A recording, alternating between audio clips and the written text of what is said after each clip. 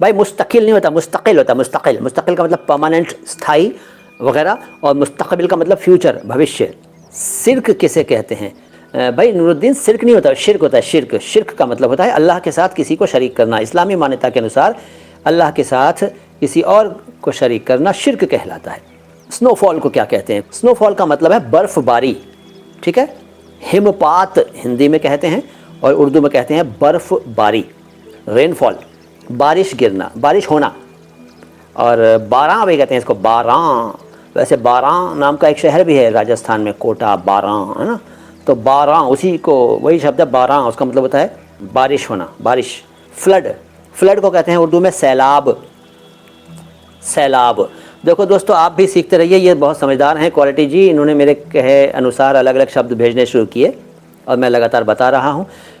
Flood का मतलब होता है बाढ़ हिंदी में और उर्दू में सैलाब।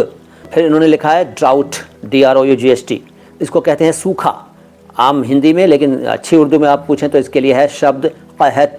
कहत, क के नीचे बिंदु, ह और त, कहत।